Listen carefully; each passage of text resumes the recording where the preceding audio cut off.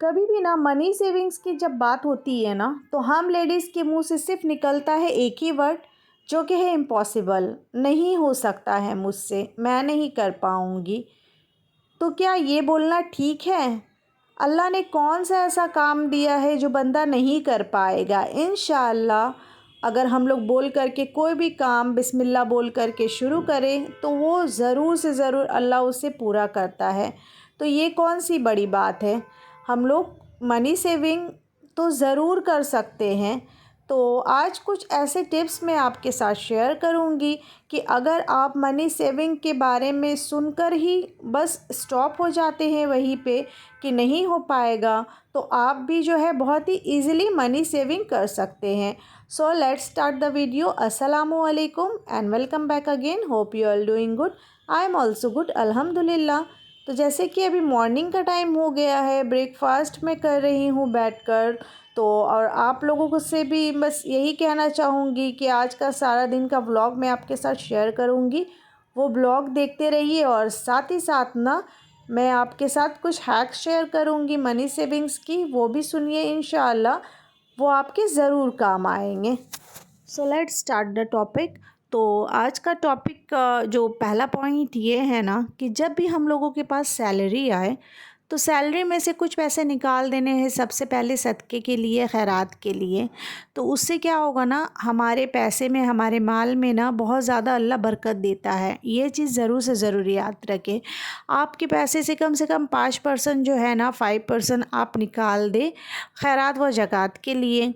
फिर उसके बाद ना 10% आपको निकाल देना है मनी सेविंग। तो सेविंग के लिए आपको 10% मनी जो है ना उससे निकाल के एकदम साइड कर देना है। तो इससे क्या होता है, वो जब 10% साइड रहता है ना तो हमारे वक्त बेवक्त में, जैसे कि कभी ऐसा रहता है कि हमारे पास पैसे घर पे नहीं हैं और मुझे जैसे हम लोगों को ज़रूरत पड़ जाए तो वो पैसे कहाँ से लाऊं मैं। तो कभी कभी ऐसा होता है कि हस्बैंड घर पे नहीं है, आपको खुद ही मैनेज करना है सारा कुछ, तो आप वो कैसे करेंगे? हस्बैंड दूर है, कहीं किसी काम से दूर है, और आप कैसे वो मैनेज करोगे? तो इस वजह से घर पे ही किसी साइड में आपको 10% जो पैसे आपने निकाले हैं ना उसे बिल्कुल भी एक साइड करके रख देना है और उसे रख करके भूल जाना है।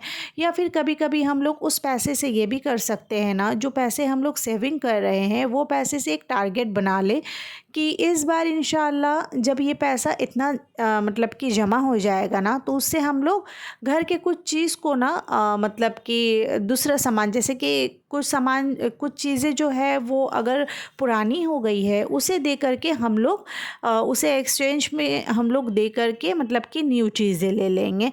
तो ऐसा आप लोग सोच ले। तो अगर ऐसा माइंड बना करके रखेंगे ना तो मनी सेविंग बहुत ही अच्छे से हो जाएंगे।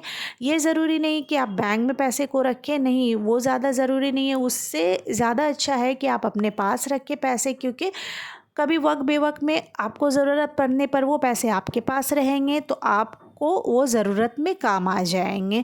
तो इस वजह से थोड़ा पैसा जो है वो 10% के लगभग जो है ना आप पैसे को साइड कर दें तो आगे के लिए आपके लिए अच्छा होता है। तो चलिए आप हैक नंबर 2 की तरफ बढ़ते हैं। अच्छा, हैक नंबर 2 इज़ ना कि आप जब भी पैसे आपके पास जब आते हैं तो पहले तो मैंने आपको बता दिया उसे साइड करके कुछ पैसे रख देने हैं। और दूसरी बात ये है ना, आप ग्रॉसरीज़ वगैरह जब हम लोग ख़रीदते हैं ना सबसे पहले उसका लिस्ट बना ले। उसका लिस्ट बनाने से क्या होगा ना कि हम लोग फालतू की चीज़ें ख़रीदने से बच जाएंगे, क्योंकि हमारे पास ना पूरा मंथ का लिस्ट रहेगा कि इस महीने में हम लोगों को क्या क्या चाहिए। और अगर कोई चीज़ आपके पास एक्स्ट्रा पड़ा है कि ये इस महीने में वो ज़्यादा यूज़ नहीं हुआ है, जैसे कि कभी कभी ऐसा होता है ना, हम लोगों ने इस महीने में दाल ज़्यादा नहीं बनाया तो दाल बच गया, या फिर चीनी का यूज़ ज़्यादा नहीं हुआ है तो चीनी थोड़ा बहुत रह गया है। तो इस तरीके से आप अगर देखेंगे कि जो चीज़ आपका ज़्यादा मतलब कि लास्ट मंथ में बच गया है वो चीज़ को थोड़ा सा कम करके लेंगे। तो इसी हिसाब से अगर हम लोग ग्रॉसरीज़ वगैरह ख़रीदने से पहले अगर लिस्ट बना दे से, तो वो बहुत अच्छा रहता है। और इसमें क्या होता है ना कि फ़ालतू की चीज़ें हम लोग ख़रीदने से बच जाते हैं। जैसे एक्स्ट्रा चीज़ें तो हो गई, लेकिन फ़ालतू की चीज़ें जैसे कि कभी-कभी ऐसा होता है ना कि कुछ चीज़ें जो हम लोगों को मतलब बस हम लोग देख कर के अच्छा लगता है तो हम लोग उसको ख़रीदने का ज़िद कर लेते हैं। तो वो सारी चीज़ों से हम लोग बच जाएँगे, क्योंकि जब हम लोग एक लिस्ट बना लेंगे तो हम लोगों को समझ में आ जाएगा ना कि क्या चीज़ काम वाली है, सबसे पहले हम लोगों को वो चीज़ लेना है, तो टारगेट उसी पे रहेगा। तो इसलिए लिस्ट बनाना बहुत ज़्यादा ज़रूरी है। And point number 3 is also very important. वो ये है कि हम लोगों को ना जब हाथ में पैसे हमारे आते हैं ना, तो बहुत सारी चीज़ें हैं, बहुत सारी ख्वाहिशातें हैं ना कि दिल में उभरने लगता है। जैसे हम लोग सोचते हैं कि अरे हाथ में तो अभी पैसे हैं, ये ले लूँ, वो ले लूँ, मतलब बहुत सारी चीज़ें जो है ना माइंड में चलता रहता है। पर आपको ये सारी चीज़ों के लिए कम से कम अपने आप को 2 से 3 दिन का टाइम देना होगा। जी हाँ, 2 से 3 दिन का टाइम मैं इसलिए बोल रही हूँ क्योंकि कभी-कभी जल्दबाज़ी में कोई काम जो है ना, अगर हम लोग कर बैठते हैं तो वो बात के लिए बहुत गलत हो जाता है। जैसे कि कभी हम लोग सोचते हैं ना कि ये कपड़ा ले लेंगे, अगर हमारे पास तो अभी पैसे हैं, चलो चल कर के कुछ कपड़ा ख़रीद लेते हैं, या फिर ये बैंगल हमारे पास मतलब कि अभी नहीं है तो दूसरे बैंगल ले लेते हैं, ये कलर के बैंगल्स वगैरह नहीं है हमारे पास में। बहुत सारी चीज़ें ना माइंड में चलती रहती है। आपके साथ भी शायद ये होता होगा जब आपके पास में पैसे एक्स्ट्रा रहते हैं तो हम मेरे साथ भी होता है फ्रेंड्स ऐसा। तो अगर आप लोग जब भी ऐसा सोचें ना, तो बस आप अचानक से जा कर के सामान ना ख़रीद ले। आपको ना अपने आप को, खुद को 2 से 3 दिन का टाइम देना होगा। आप देखेंगे, क्योंकि मैंने ये चीज़ जो है ना अपने लाइफ में किया है ऐसा, इस वजह से मैं आपके साथ शेयर कर रही हूँ। तो मैं भी ना अपने आप को, खुद को 2-3 दिन का टाइम देती हूँ, और देने के बाद ना मैं देखती हूँ कि मेरे माइंड से खुद ब खुद वो चीज़ निकल गया है, क्योंकि वो पैसे के कारण ऐसा हो रहा था कि मेरे पास पैसे हैं तो फटाफट से जाके ये सब ख़रीद लो, वो सब ख़रीद लो। जब बाद में मैं अच्छे दिमाग से, मतलब बैठ करके ठंडे दिमाग से अगर सोचती हूँ ना, तो मुझे लगता है ऐसा कि नहीं, अरे यार, मैं जो सोच रही हूँ कि ये कपड़ा ले लूँ, तो मेरे पास तो बहुत सारे कपड़े हैं, तो ये कपड़ा ख़रीद करके मैं क्या करूँगी, या बैंगल्स या कोई भी चीज़ ऐसे। मैं एग्जांपल के लिए आपको मतलब बता रही हूँ ये सारी चीज़ें, ये सारी जो जैसे कि कपड़ा, बैंगल्स, ये सब आपके भी बहुत सारे चीज़ें ऐसे होंगे, ख्वाहिशातें होंगी। तो बस आप वही सोच लें कि अगर बहुत सारी चीज़ें हम लोगों को ऐसा लगता है ना कि ये ले लूँ, वो ले लूँ, तो सबसे पहले अपने आप को 2 से 3 दिन टाइम दें। उसके बाद में सोचिए, आप देखेंगे आपका माइंड जो है ना एकदम फिर जो करेक्ट क्लिक है ना, वो 2 से 3 दिन के बाद में वो करेक्ट क्लिक करेगा। और करने के बाद आपको खुद ही फ़ील होगा, नहीं मेरे पास तो ये सारी चीज़ें हैं, मैं फ़ालतू में पैसे को क्यों वेस्ट करूँ। तो इस वजह से मैं कह रही हूँ कि फ़ालतू की चीज़ें जो हैं वो लेना छोड़े और अपने आप को 2 से 3 दिन का टाइम दें। पॉइंट नंबर 4 ये है कि कभी-कभी ऐसा होता है ना, बहुत सारे फर्नीचर्स वगैरह जो है ना वो बहुत पुराने हो जाते हैं। तो हम लोगों को लगता है कि अरे ये तो बहुत साल पुराना हो गया, इसे हटा कर के दूसरा फर्नीचर ख़रीद लूँ। ये सोचना ठीक है, लेकिन आप अगर ये सोचें कि मैं जा कर के अब न्यू फर्नीचर्स वगैरह ख़रीद लूँ, तो ये ठीक नहीं है। क्योंकि देखिए, कभी-कभी ऐसा होता है ना, सेकंड हैंड चीज़ें भी बहुत अच्छी मिल जाती है हम लोगों को। ये ज़रूरी नहीं है कि सेकंड हैंड चीज़ें जो है ना वो यूज़ किया हुआ है, नहीं, वो यूज़ किया हुआ हमेशा नहीं मिलता। बस आपको देख कर के लेना है कि कैसा है वो। कभी-कभी ऐसा भी होता है ना कि अगर कुछ फर्नीचर्स में थोड़ा-सा जैसे कि साइड में कुछ अगर मतलब कि उसका थोड़ा-सा पेंट ख़राब हो गया है, या फिर वो लकड़ी का अगर फर्नीचर है तो साइड में उसकी लकड़ी वाली जो पॉलिश है वो ख़राब हो चुकी है। ऐसी चीज़ों को ना मतलब सेकंड हैंड दाम में भी कहीं-कहीं बिक्री कर दिया जाता है। तो आप ना वहाँ पर से भी जा कर के देख सकते हो, या फिर बहुत ही अच्छा ऑप्शन है OLX, अभी के टाइम में जो बहुत ही ट्रेंड में है, तो वो चल रहा है। तो उसमें भी बहुत सारी चीज़ें ऐसी होती हैं, तो आप देख सकते हो, और ना कि आप एकदम शोरूम से ही जा कर के ख़रीद लो कोई भी फर्नीचर्स वगैरह को। ये मैं तो बोलूँगी कि ये बेवकूफ़ी है, क्योंकि अगर हम लोग मतलब कि उसमें ज़्यादा पैसा दे देंगे, और अगर इसमें थोड़ा-सा पॉलिशिंग की और फिर अगर कलरिंग की अगर थोड़ा-सा मतलब कि यहाँ-वहाँ हेर-फेर होता है, या फिर थोड़ा-सा मिस्टेक रहता है ना, तो उसे हम लोग तो ऐसे भी लेकर के उसे ठीक कर सकते हैं। कई बार ऐसा भी होता है अगर हम लोग ऑनलाइन कुछ मंगाते तो हैंडलिंग में भी कभी कभी ना वो सारी चीज़ें वो सारे इश्यूज आ जाते हैं।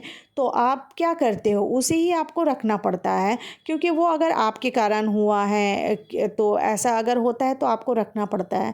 तो बस उसी हिसाब से आप सेकेंड हैंड चीज़ें को भी परचेस कर सकते हो, तो उससे भी आप अपने पैसे को बहुत ही हद तक बचा सकते हो।